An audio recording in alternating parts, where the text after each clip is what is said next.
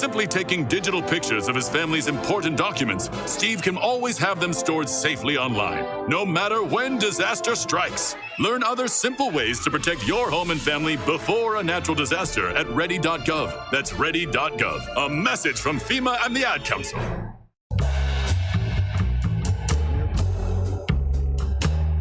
All right, here we go. Living for the people. This is L. Nathan Hare. Welcome to our broadcast, focused on providing you insight into events shaping our national and regional world and the facts behind those events and policies that are shaping our world for today and for tomorrow. Join us weekly on Mondays, Wednesdays, and Fridays from 9 a.m. to 10 a.m. following Me Goodman's Democracy Now! Program. And of course, our program is live, so you can call in, you can join our discussion. We really hope that you will. Our number here again is 716-878-5104. That's 716-878-5104. We're also here with our in-studio audience of one. Norm McCarter's back. Hi, Norm. Hey, good morning, Mr. Hare. How are you, sir? Good to see you. And of course, we're here with Willie H., who has citizenship papers for the 21st century.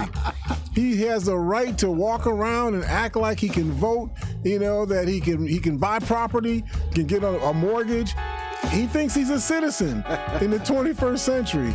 We of course, our guest, from the 20th century, he just lets us walk around and operate the equipment. But welcome, Willie. Welcome, everybody, to Living for the People with L. Nathan Hare. We're not as bad as we act like we are. We just act like we don't know how to do this stuff, right? We have a few skills. I want to take today's program to talk about, just to visit on something. When Donald Trump gets afraid that somebody is getting some traction and his name is not the number one name, he starts doing things to undermine whoever it is that he thinks is getting some traction in the media. Now, Nikki Haley, who Trump appointed as the ambassador of the United States to the United Nations, and that's a pretty important position, right? There's 194 nations that make up the United Nations, right? This is the face of the United States foreign policy, is the ambassador to the United Nations.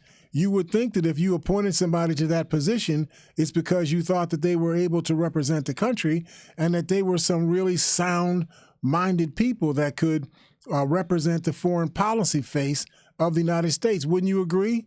That's what you would want in an ambassador? Yeah. A high-powered person. I mean, there can't be many people with a bigger profile than the United States ambassador to the United Nations, right? That's as big as it gets. I went to an article written by Graham Massey, which will help you understand why I got on this point. Trump claims that he made, I'm not making this up, Trump, in the article, this is the title of the article, Trump claims he made Nikki Haley UN ambassador because she was a bad South Carolina governor. Wow. Now, I just want you to wash that around inside your head, especially for you all that think that you're conservatives and whatnot, and you think that there's some rationale for something that Trump actually says. You're telling me that you appointed her to one of the most important posts that exist in the United States. You appointed her to that post because you thought she was a failure as a governor of South Carolina? That's what you want us to understand? Wow. Right? Now, I'm not making this up. You have to actually laugh at Trump's assertion as it reveals more about him than it does about Nikki Haley. Now, I don't like Nikki Haley, so this is not a fanboy of Nikki Haley. That's not the issue. The issue is integrity. The issue is what in the world are we talking about? Right. What are we allowing ourselves to wallow in? With someone like Donald Trump. You have to laugh. If Nikki Haley was such a bad governor, why would you put her in charge of the nation's highest foreign policy post?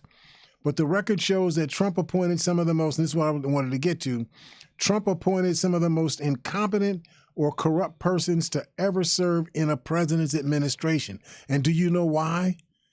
He did this because Trump himself is the most corrupt person ever to live in the office of the presidency of the United States. He is the most corrupt. He might be the most corrupt person who has ever walked the territory of the United States of America.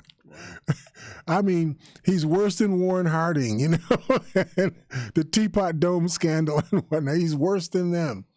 So I went to an article written by Alexander Nazarian. It was entitled "Trump is Leading the Most Corrupt Administration in U.S. History." I went to this article because, number one, it talked about these people that Trump appointed being first-class kleptocrats. I'll get to you what that means in just a second. But I went to the article because it was written in 2017, in the first year of the Trump's first year administration as the president of the United States. So very early in Trump's administration, people had figured out that, oops, we made a mistake. We hired a fool and put this person in charge of the United States. This article was written in November of 2017, literally 10 months after Trump took office. And so a kleptocrat, so you understand, for those that don't know, a kleptocrat is a ruler or a government administrator who uses the power and opportunities he or she has access to by virtue of his or her position to steal his or her country's resources. That's what a kleptocrat is. Boy, doesn't that describe most of the people that Donald Trump appointed in his administration? Wow, yep. Do you remember the guy, Corey Lewandowski? He was like an advisor to Donald Trump. Remember Hope Hicks, the little pretty girl that, they were trying to get her to testify, against Donald Trump during the Mueller investigation. She wound up becoming the girlfriend of Corey Lewandowski, and they had a little, White House, what do you call it? A tryst? Whatever the word is to describe that correctly describes that. Norm probably knows the word better than I do. Right. But they busted Corey Lewandowski for peddling his access for money. He became an unregistered foreign agent. This is a dude who is a White House advisor in the close circle of the President of the United States, who's using his position to take hundreds of thousands of dollars from foreign governments to represent their interest against the United States. That's one of his first appointees, Michael Flynn. Do you remember him? Lieutenant General Michael Flynn.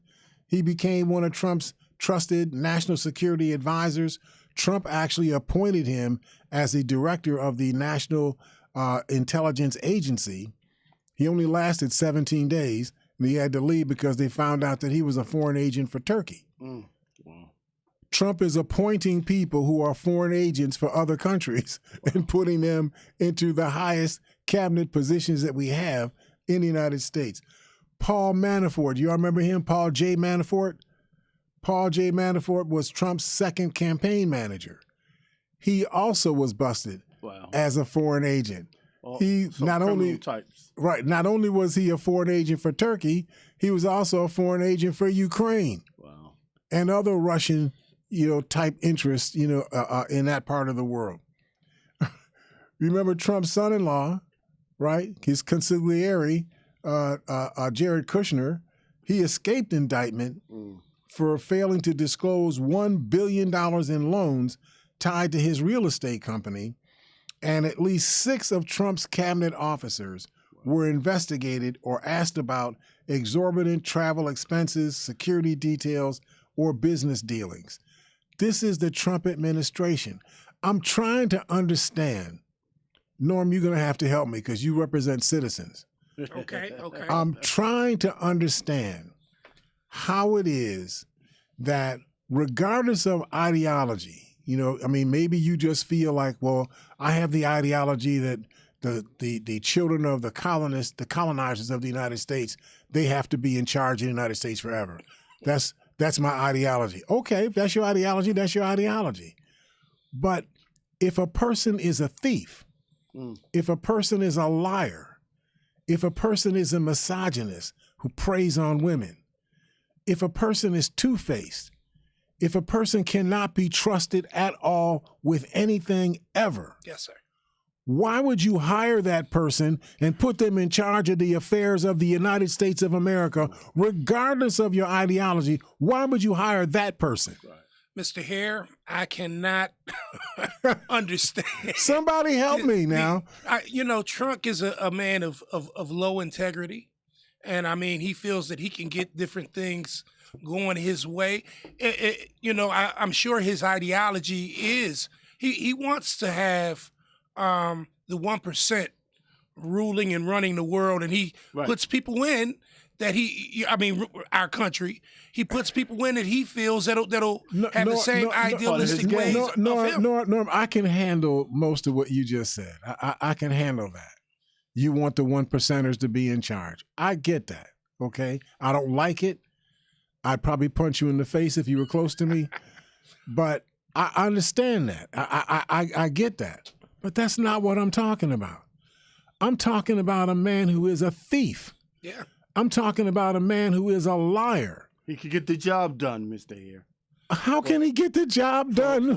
For his constituents, that 1%, for those the Republicans and I think he may also go along with people that go along with whatever idealistic ways and values that he has. Correct. So he'll take people, regardless of how low character they are, and insert them into his cabinet so that he can have yes men people to follow his program. People similar to him, you mean? Very similar to him, yes, sir. Right. See, so I was going to say that makes some sense, but that really doesn't make any sense. But I understand the sense of what you're saying. I'm just trying to find something There was a saying that came up about 12 years ago. You're trying to put lipstick on a pig. Yeah. It may look that and way. I'm just asking you to stop kissing pigs. Just stop kissing pigs altogether, right? It's really hard to comprehend this, but it's important for you all in the audience for you to talk to your fellow citizens of the United States. And you have to say to them, okay, I'm really concerned that the United States is converting into a country where it becomes a majority minority country. I'm scared of that. I don't want that to occur. Whether I'm afraid of it or whether I just want the power to rest in my group rather than their group, whichever way you feel about that, that's what your concern. If that's your concern, I get that. I don't like it, but I get that. All I'm asking of you is, why would you put somebody in charge of the affairs of the United States or any state or any county or any borough or any city, any township, any village? Why would you put a person in charge who is a devoted thief, who is a liar, who is a molester, who has no character of any kind whatsoever? Why would you put that person in charge of anything other than sweeping up the jail cells? Why would you put that person in charge? Ask yourself that question. Ask yourself why your fellow citizens, who you're at the hunting blind with, who you're at the back porch with, who you're at the village pub with, who you're at the hair salon with. Ask yourself why those people who have those kinds of behaviors, why would you put those people in charge of the affairs of this country? Even if you just want to have your group be Idi Amin in charge of everything in the United States and never lose their group power, even if that's your case, why would you hire people like this and put them in charge of anything? Well, another aspect that I can only, this is the last thing I can come up with, but what I'm seeing and feeling is Mr. Trump doesn't seem to care anything about the country at all in general. Period. Yeah. Period. And I just need for us in the audience, I need for y'all to call in. I mean, maybe I'm the one who's crazy, okay? But you should call in and let us know how you feel, about what we're talking about here. I mean, according to a presidential historian, Robert Dallek, he said, no leader has acted with more, I'm quoting him now, unadulterated self-interest as Donald Trump. He says that in terms of outright corruption, Trump is worse than both Ulysses S. Grant. I know y'all love Ulysses. I know, he was the general, in the Civil War, and, took the enslaved people and got them positioned over in the Sea Islands, off of South Carolina. I get it. I know y'all fans, of Ulysses S. Grant, and you should be fans. But he was corrupt too. Yeah. Somebody said, Ulysses, you can get a piece of this money too. Just let us do what we're doing. And he went that way. Warren Harding, that I talk about Teapot Dome scandal and whatnot. I mean, corrupt beyond belief. These presidents who oversaw the most flagrant instances of graft in American political history. For example, Donald Trump appointed as the Secretary of Veterans Affairs a man named David Shulkin. He was he issued a memorandum. He's noted for issuing this memorandum to all of the employees of the VA administration that he was gonna help reduce costs. Because we're gonna stop having these unnecessary employee travel and taking the first class seats whenever you do travel by plane. We know we're gonna stop all of that stuff and start to lower the cost of operating these executive administrations. 2 weeks after he issued this memorandum, he and his wife, Muriel Barry, got on a plane from John F. Kennedy International Airport to Copenhagen. They took 3 VA staffers with them, took one of the staffers' husbands, took him with them. They took a six-person security detail with them. They went on a 10-day trip. First class. First class. This is according to the Washington Post now, right? First class. They went to some meetings in Denmark. Then a week later, they went to some meetings in London. And in between, they went to some tennis matches at Wimbledon. Wow. They went to visit some medieval castles, in Europe. They went touring and they went shopping. What a job. All on our dime. Yeah, right? Probably expense. That was their shopping all expense, on our right? dime. Wow. Right? Unbelievable. What was so funny is, some people are rich. And a rich woman who lived in Madison, Wisconsin, happened to be traveling with her rich self around Copenhagen. Right. At the same time that Shulkin was traveling. Wow. And she said, I couldn't believe it. I saw his wife, she was carrying like 8 or 9 bags of stuff, Wow. with a 3-person security detail around her. And she was shopping and whatnot on our dime. Wow. And she said, I saw it. Now, she didn't see it because she was a part of some security detail or she was a part of the government. She saw it because she was a rich 1%er, one of Norm's fan club. Right. She was a rich 1%er, and she was just doing what 1%ers do, traveling all over the place, living large. Right. And as she was living large, she bumped into the Secretary of the Veterans Administration, who was out here shopping in Copenhagen on our dime. Right. Wow. You can't make this stuff up, right? Shulkin was one of 6 cabinet members investigated, as I indicated, for travel and security expenses, unnecessary travel and security expenses. Trump's Environmental Protection Agency director was Scott Pruitt. I don't know if you all remember his story. He was investigated and ultimately resigned over abuse of non-commercial military flights that cost the government something like $58,000. He actually took our money and he built a soundproof booth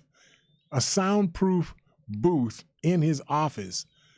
No one knows why, but he wanted to be able to be in a space where he could talk and nobody would be able to hear him. Well, that one he might be able to get away with. That one. $25,000 to put a soundproof booth in his office. Yeah, maybe at times they need to have that office so nobody, because that one's kind of.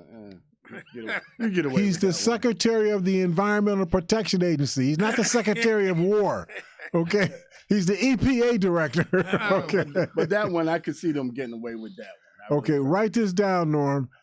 Willie says that the 21st century citizens, they agree that it's okay for the EPA director. I'm sure they spend more money on stupid and simpler things than that. So that one. You're right. In fact, Steve Mnuchin, who was the Secretary of the Treasury of the country, also a former employee of Goldman Sachs, a banker, he was investigated for commandeering a government jet so that him and his wife, Scottish actress Louise Linton, could go see the Great American Eclipse in Lexington, Kentucky.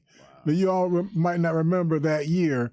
It was a year where it was, if you were in the right spot, you could see the eclipse of the sun when the moon got in the way of the sun, right? Right.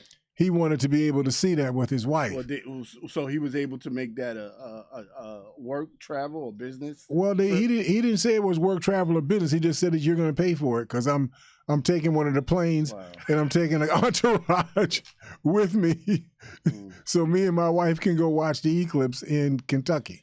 Wow.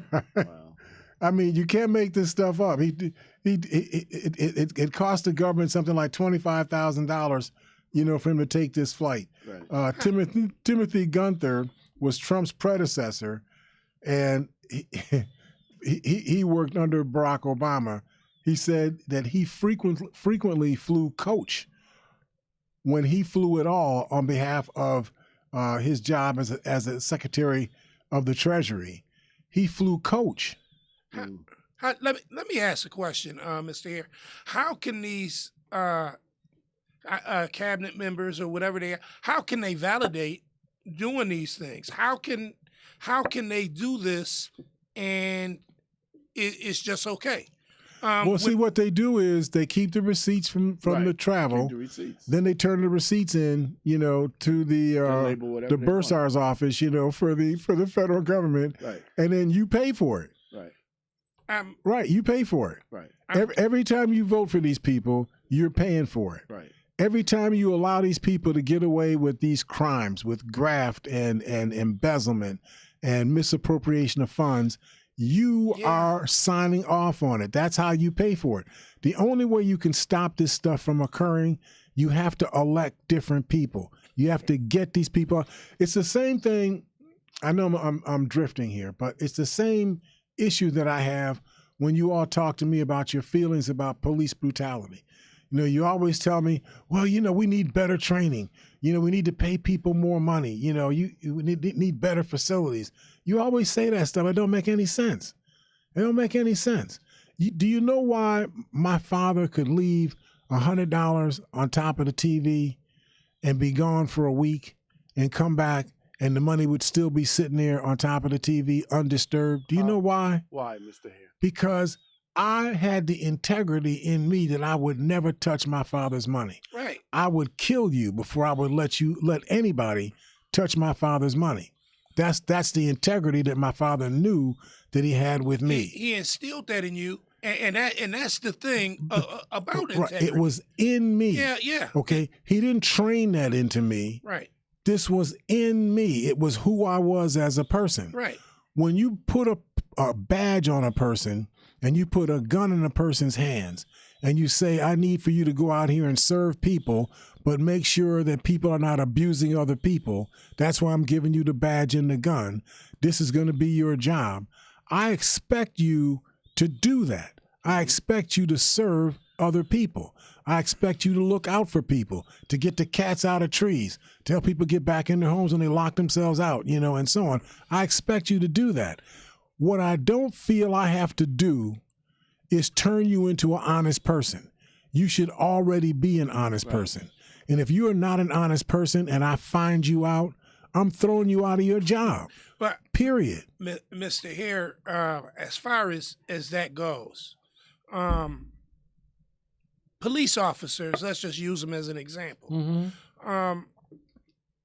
The integrity that they have is something that they would have to have from the time that they were babies or were brought up when they were born in the womb. Because it's doing the right thing even when somebody's watching, even when no one's watching you. Right. And there's so many different people that just don't have that. And how can you even detect or know that someone really has integrity until they come about in a situation where they have to show it? Norm, here's the truth. Almost every time we see a police officer that gets busted for abusing his power as a police officer, we find that there's a record that goes behind him where Yes, sir. Yes, he was sir. swearing at people, he was calling people out of their names, he was pushing people around, he was acting ugly with people, he was abusing his authority. There's usually a trail, that indicates this person has some issues. I got you. And so my point is, the very first time you show that behavior, I'm coming to speak to you right then and there, and I'm going to let you know, if I ever see that behavior from you again, you are losing your job, you're losing your pension, you're losing your health insurance, you're going to go into the welfare lines. That's what's going to happen to you if I ever find you doing that again. Yeah. I'm not going to wait. We're not going through ceremonies, okay? If I appoint you to be a servant of people and you abuse people rather than serve people, you cannot stay a police officer, period. I got you. I'm not waiting until you learn better. If you can't be better because you are better, then you're just not going to be able to be a police officer, period. Yeah. Let me give you some other people. Ryan Zinke. He was Trump's Secretary of the Interior. I know y'all didn't even know these offices existed, right? He was the Secretary of the Interior. He was investigated for $12,375 in unnecessary travel expenses for chartered flights from Montana to Las Vegas. Because, we had a lot of business in Las Vegas. I'm not making this up. I'm reading this to you, okay? I'm not making this up. He said he attended an event for a hockey team that was owned by one of his benefactors. So Elaine Chao, you might remember her name. She was the Secretary of Transportation. Her husband owned a shipping company. She co-owned the shipping company too. And they're doing transportation business with the United States. If I'm not mistaken, that's conflict of interest, isn't it? Yeah. How can you be the transportation secretary and you're responsible for contracts for shipping stuff back and forth between the U.S. and China, and your husband is the principal owner and you are a co-owner of the shipping company that is contracting with the United States to ship goods from China to the United States? Yeah. How can that not be conflict of interest? It has to be. Okay. Yeah. Guess who her husband is? Mitch McConnell, the majority leader, the majority leader of the Senate. Wow. And the thing that's so funny is, it's not funny. According to the Washington Post, she faced questions about her ownership of stock in a company called Vulcan Materials. Check this out. A company that would likely benefit from a $1 trillion infrastructure project that Trump was trying to get started during his administration. That's just, it's like insider trading all the way through. $1 trillion. I can't even believe it. Well, we're rich people, guys. Come on. Rich people always got somebody that day. If she only got 3% of the money. But it's all the way up to Mitch McConnell and his. I mean, that to me seems like it would have been investigated, and there's no way that this should have been allowed to happen, Mr. Hare. I mean, it just seems like it just could not be. Trump's officials' behavior seemed so outrageous. It reflects something deeper, in my view, about not just about his appointees, but about him. Collectively, Trump's cabinet members had an estimated personal worth. Feel this out now. Trump's cabinet members that he appointed had an estimated worth of $4 billion. Now, you're telling me that your cabinet officials, maybe 13 or 20 or so appointed cabinet officers, for the executive branches of government, these people that are cabinet secretaries or directors of the departments of government, collectively, these 20 or so people are worth $4 billion. And you're stealing plane rides from the American public. You're building $25,000, soundproof rooms for you to play in, on the taxpayer's dime. You're shopping on the taxpayer's dime when you're worth $4 billion. Mr. Hare. But it shows you not just who they are. Right. It shows you who Trump is. Right. Trump said he was a multiple billionaire type person. but he's doing the same thing. He's having affairs being hosted in his own hotels and then charging, $2,000 per room, and so on in his hotels. Go ahead, Willie. I didn't mean to cut you off. No. I'm glad you explained all that. But the rich, it says the rich get richer. The rich get richer because they position themselves to be able to do whatever they want to. They embed with people in power. They set up other organizations and business that's going to create money. They do whatever they know what to do to spend money, not from their pockets, but from other people's pockets. I mean, they know how to work the system. That's why they say the rich get richer. Yeah. Well, they just like Trump. Trump violated the emollients clause, that you're not supposed to enrich yourself, Trump was born into that, so. And he was born into $1 billion worth of money. Right, he was born. Yeah. So, he routinely felt that he was entitled. Of course. Like he and his crew were like aristocratic nobility, that they could take whatever they wanted and use whatever they wanted, just like the kings and queens of monarchies. Right. That's exactly what it is. You just explained it right there. That's the Donald kings Trump. and queens, most of the 1%, the people in the government, most of them are king. Their mentality is kings and queens. We got everything. So I know that we're at our break. Should we be taking our break right now? Yeah, I know we got into some. See, we got that citizen of the he's a citizen of the 21st century. He's done moved forward now, right? He done left you and me in the past, Norm. He's moved forward now, right? So listen, we're going to get back to Trump and Nikki Haley on the other side of the break. So if you all stick with us, we will see you on the other side of the break here at Living for the People at 91.3 FM WBNY.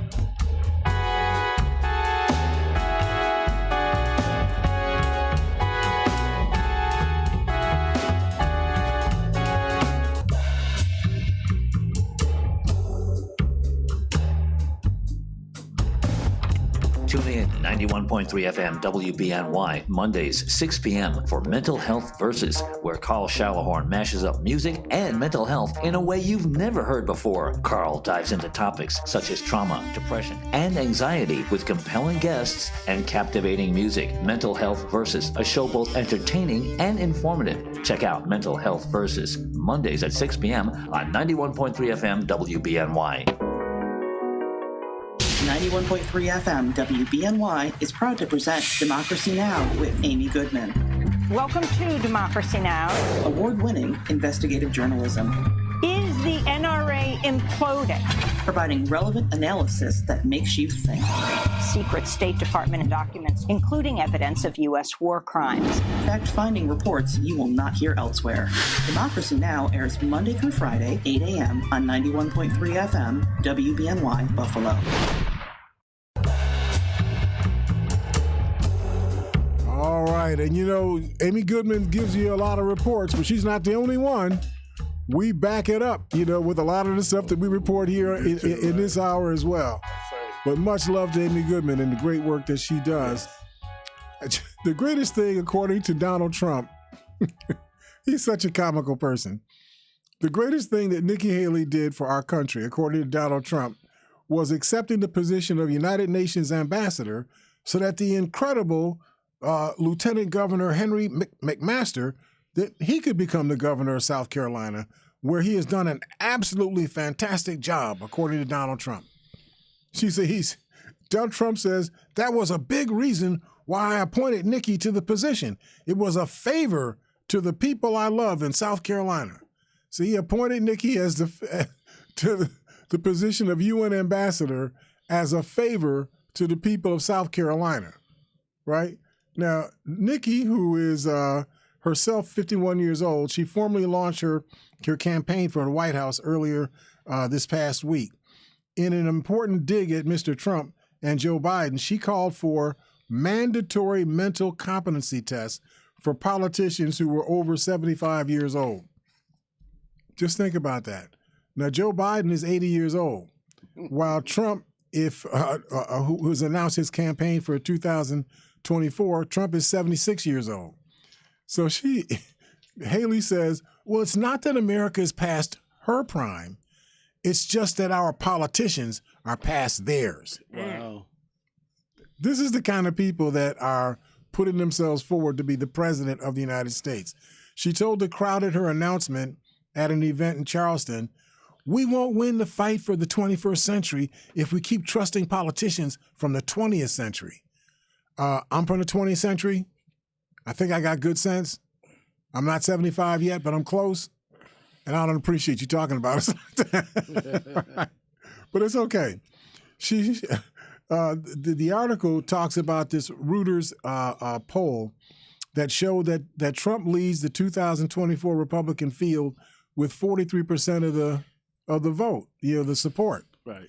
Guess how much support Nikki Haley? The 5%. She's the godmother of the people that are below 75 years old. The better people in the country.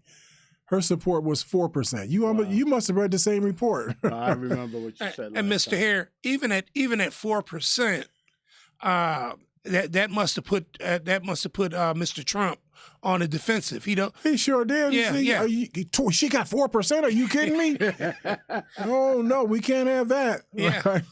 So, but I don't want you all to let Nikki Haley off the hook. See, because I don't want this to be about her being a pretend minority, or for her to be, a woman, and all of that. I want you to understand Nikki Haley in terms of who she actually is, not who she looks like, not who her parents look like, not who she can claim, some relationship with, and so on. Not about being cute, none of that. I need for you to understand Nikki Haley in terms of what out of her mouth she said she was about. And ask yourself, do you want somebody who's about what she's about to be in charge of the United States? So this is an article written by Brett Ahrens. Nikki Haley called Social Security the heart of what's causing government to grow. Wow. This was in Market Watch in February of this year, February 17th. This is not an old article. This is an article that was written 3 days ago.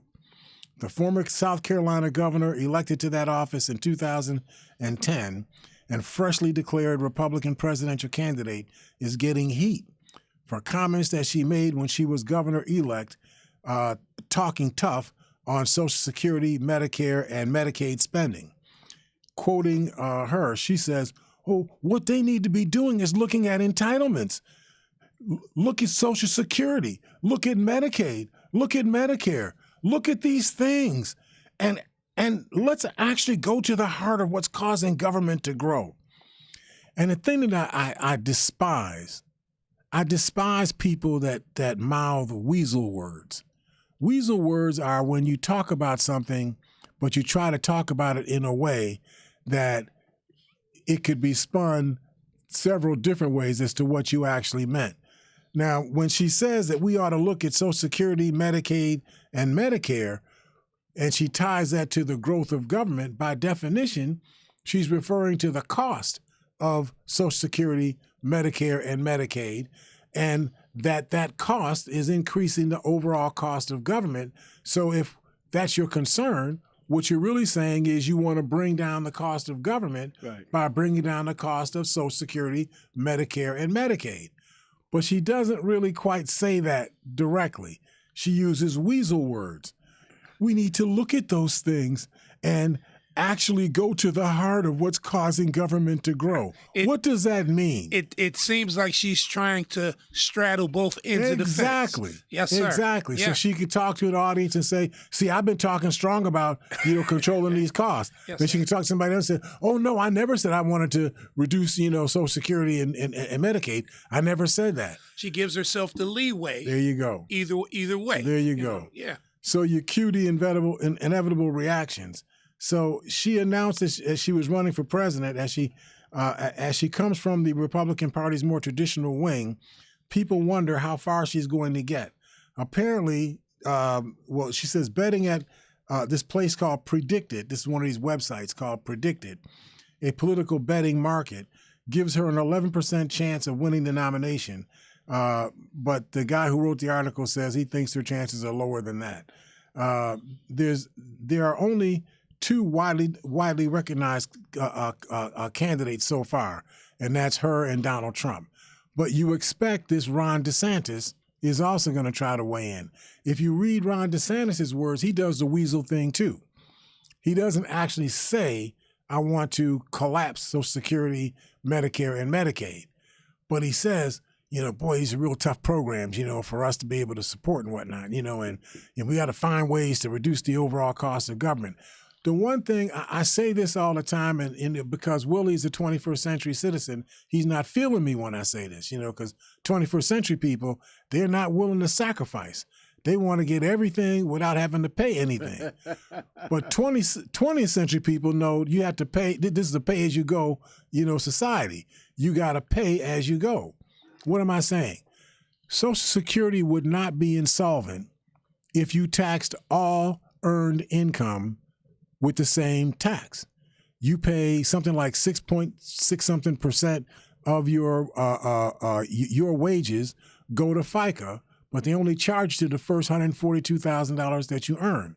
All the money that you earn above $42,000 doesn't get taxed for FICA at all. Your employer pays the same tax that you pay. So you pay 6.665%, your employer pays 6.665%, but they only pay that up to $142,000. After that, the rest of that money is untaxed. Yeah, making a lot more money, without a doubt. People that are making good money aren't paying Social Security on the good money that they're making. If you made those people all pay the same rate that the people at the lower income level pay, if you did that, Social Security would become solvent immediately. Right. There'd be a surplus in Social Security. I'd just like to ask a question, Mr. Hare. The Social Security and Medicare, is this something that mostly all Republicans, and I'm not saying that they say that they're going to go after these programs, but is it something that they target? Every Republican has talked about the cost of government, and they all muffle mouth just like, Nikki Haley does. They all muffle mouth, around it. They don't want to own, saying that they really want to reduce the cost of Social Security and Medicare. Well, go ahead. Okay, well, here's the follow-up to what I'm saying. They may not say it, and we know that they're probably going after that, but how could they even do it when you look at there's such a vast amount of older people and people that need Social Security that are, I'm not really understanding why, just like you look at the state of Florida, why that's a red state, or Texas is a red state. Why would they go with the Republican Party when this is something that they need? I'm glad you're speaking to that. Why would the 25% of the people in this country that are older than 65, why would they support any of the Republicans at all, even if the Republicans don't say out loud that I'm for, collapsing Social Security and reducing, Medicare? Even if they don't say it out loud, their party has been saying that. They put it in their policy manual. What's his name? Rick Scott actually put it into the policy platform of the Senate, what do you call it? The policy committee, the Senate policy committee of the Republican Party last year. Put it physically it's in writing, okay? And they all signed off on it. 140 something, senators and Congress people signed off on this.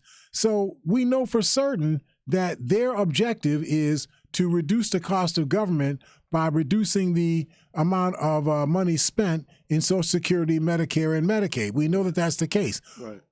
So why they would support them, you have to ask yourself why. I have no understanding, and that's kind of... So it goes to the thesis that I outlined in the early part of the program. I believe that these are people who instinctively feel that the country would be worse off if it became a majority-minority country. Right. The country would become worse off if the people who wound up being senators and Congress people and mayors and county executives and so on across the country, if they all were a mix of people where 15% were black and 8% were Asian and 3% were Native Americans, if that was the case, they think the country would be worse off. That would They're be more afraid of that. That's exactly right. So they're so afraid of this minority potential leadership of the United States that they will sacrifice themselves. Mm-hmm. They will actually allow the destruction of the most important safety net program that exists in the United States. The combination of Social Security, which protects your floor of income as a retiree, and Medicare, which insures you against medical catastrophe, and Medicaid, which helps people who are not at retirement age, but who also don't have enough resources to be able to deal with their health issues. Medicaid does that. You're telling me that you would sacrifice all of that on the altar of, for better or for worse, the way to say this, the descendants of the European colonizers of the United States staying in control of the United States. That's you're willing to sacrifice Social Security, Medicare, and Medicaid on the altar of keeping these people in power. Well, yeah, because even though they're not going to wind up not being in power, they're still going to be in power. Right. Just because the country becomes majority minority doesn't mean these people aren't going to still be president and, superintendent of the school districts, and I mean, they're still going to be in the same positions. This is just crazy. Yeah. They just won't allow any parity, with allowing people of, I'm not just even going to say people of color, but there has to be a reason why people vote against their own self-interest. Yeah. And the only thing that I can come up with that makes sense, that works no matter which way you look at it, it always answers the question, is the issue of people's concern about who gets to be the rulership of the United States. And their concern is if the Nikki Haley's and, oh my gosh, Barack Obama, becomes president, and then you got, waiting in the wings, you got Sister Harris, waiting in the wings and whatnot. They're saying, is this the future? Is this what the United States is going to look like? That's what they're afraid of. Mr. Hare, I don't want to turn this into a racially motivated type thing, but do you believe that this particular thought process that they have is basically, and when it really just boils down to the very last compound, is it due to race? I believe that is the core. That's the core of it, because nothing else explains why you are doing what you are doing. I mean, like I said, I used to be a Republican for about a year and a half or so, when I was like 18, 19 years old. I used to be a Republican. My father was a friend of Jake Javits, so because my father was a friend of his, when I got voting age, I became, a friend as well. And but I thought of the Republican Party as a entity that was really organized around helping people get a foothold in business. And we didn't have a lot of business foothold in Buffalo. We used to have business, around, William and Michigan and so on. It used to be a large area that was controlled by African people, but somehow that all got broke up.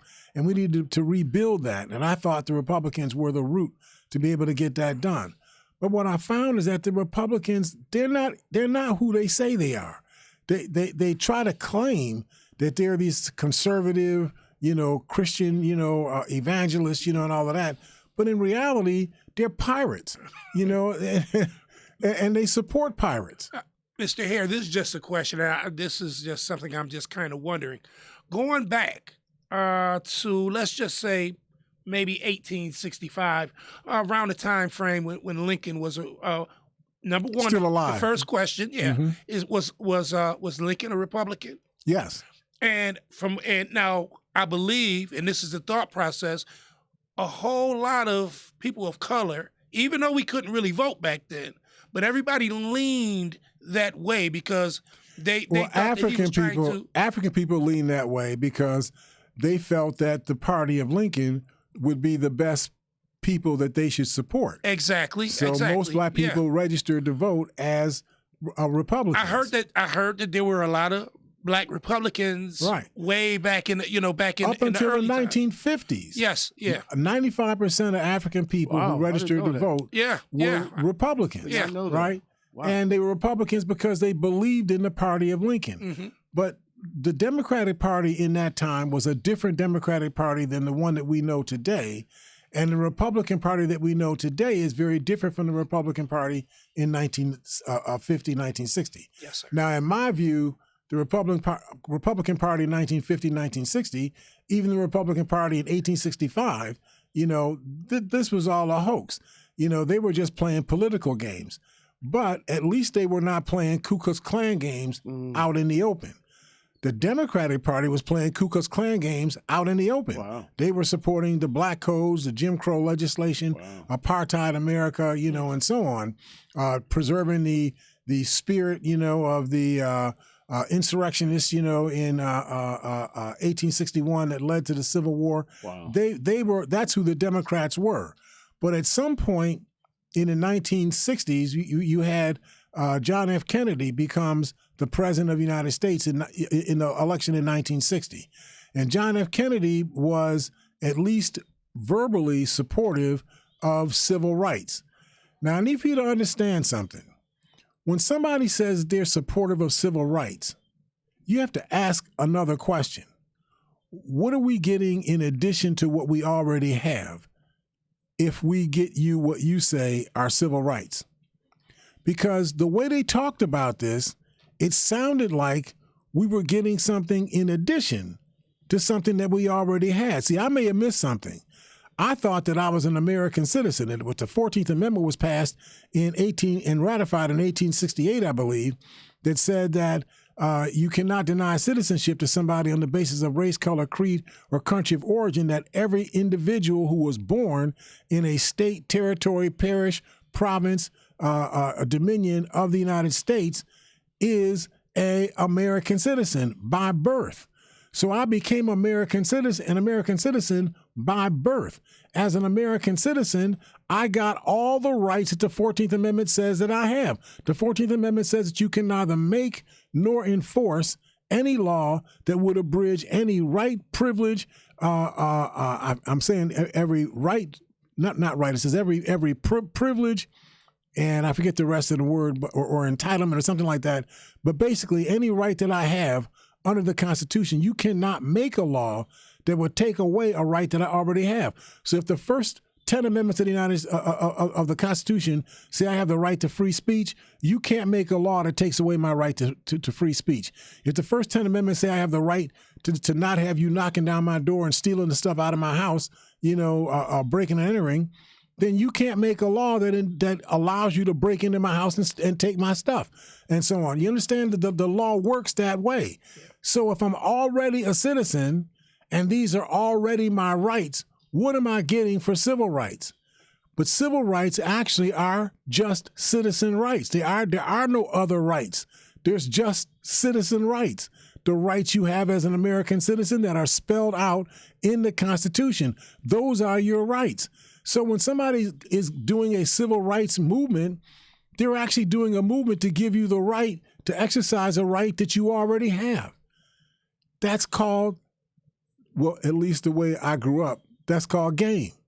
You know, game is when you get a person to play you and you play with their money. You don't play with your money, you play with their money. Yeah. So the only person that can lose is them. That's right. That's game. Well, I mean, I'm sorry to put it in such vulgar terms, but that's what's really going on. People are hustling us, making us think that they're giving us something when they're trying to give you something that you already have. I don't need for you to give me the right to speak. I already have the right to speak. I got to go back to a term that you showed me or taught me just a little ways back, but gaslighting us in a manner of speaking. Without a doubt. Yeah. Exactly. They're gaslighting us, right? And we are allowing this to happen to ourselves. So I'm saying to us, stop listening to people who just openly and debasedly lie to you. Stop listening to them. Trust integrity. Even if you don't like somebody, whatever you feel about somebody, you still want your government to work correct. You want your taxes to be collected. You want your borders to be defended. You want your water tested. You want your food tested. You want, housing ordinances to be enforced, and so on. If you want your government to work, you make that your first criteria, that somebody is honest and that they will do everything in their power to ensure that we are administered in the way that we intended to be administered. In addition to that, if you're a Republican or you're a aristocrat or you're a punk or whatever it is that you choose to be, it's okay. The minimum I ask of you is that you be able to do the job that we elect you to do, period. You have to be able to do that job. We keep hiring people that are stupid. We keep hiring people that are unaccountable. We keep hiring people that are dishonest. We keep hiring people that have no intent and or no ability. I mean, I was listening to some of the people that are trying to run for mayor, in Buffalo, the last round, in Buffalo. You're hiring people that have absolutely no skill whatsoever that they can use to function as the mayor. You can't just run the office of the mayor with rhetoric. You have to actually have some skills. You have to have some experience. You have to have some knowledge. You have to know how to do things because we need things done. That's what you have mayors for, to do things, to administer your society. Go ahead. I'm sorry. Not at all, Mr. Hare. I just wanted to add that, in the beginning, when we choose to elect a government official or anybody that we're that we're voting in, Mm-hmm. We have to make sure that we do. It's just like any other thing. We have to know their background. Do some background checks. Mm-hmm. We have to know that this person is going to serve and do the same things try to accomplish the same things that we want done. And as far as integrity goes, we have to really kind of. It's hard to gauge someone's integrity, but we want to at least have honest people that are doing the governing for us, and that's that's very important. Absolutely. So I just want us to narrow down, to focus in, right? No matter. I know we got a couple of minutes left in the program, but regardless of how you feel politically, are you a liberal? Are you a progressive? Whatever it is, no matter what you think you are, minimally. You have to hire somebody that you have confidence that they can actually administer what they say they can administer, that they're running for the office to administer. If you're going to be a village mayor, you have to have skills that will allow you to be able to be a village mayor. If you're going to be a city mayor, you have to have skills that would allow you to be a city mayor. If you're going to be a county executive, you need somebody with skills to be able to do that. You wouldn't hire somebody who's clueless to be your county executive. So it's that kind of integrity that we have to ensure that we're bringing into our government.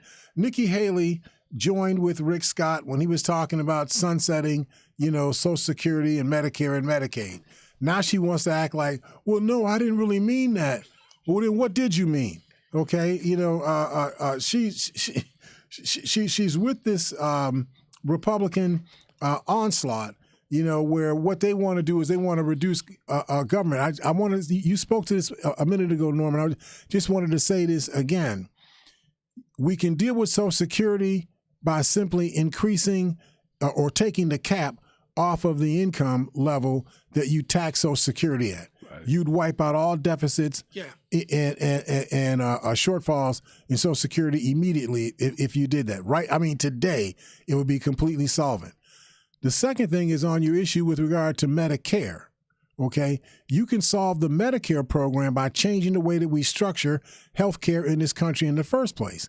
Instead of having 3,000 insurance companies and people having to bill all of these different insurance companies in order to get money through their insurance companies and Medicaid and Medicare and so on, orchestrating all of that system, that adds about 10 to 15% to the cost of operating those systems.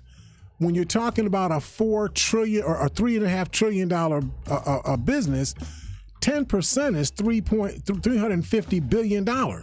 If you could wipe that out by collapsing down to having only one entity that you bill for your Social Security, whatever the private insurance companies do, they got to deal with your insurer separately. You only have to deal with one company. That's the U.S. whatever it is health insurance company. I'm just making that up, but U.S. health insurance company. You would send your bill to them. If you could streamline it like that, you'd knock out 10% of the cost or more of operating your health systems. That's $350 billion that you would reduce your expenses by. That would solve your problem with Medicare completely, and with Medicaid. You could actually design the system so that you didn't have to have Medicaid anymore. Let the federal government be the system for older people and younger people.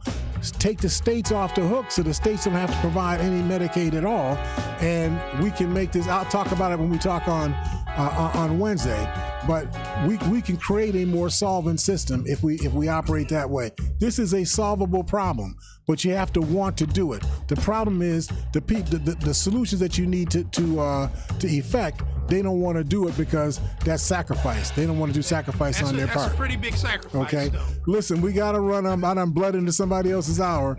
Thank you all for listening to us and support us. We look forward to talking to you all on Wednesday here at Living for the People at 91.3 FM WBNY. See you all then.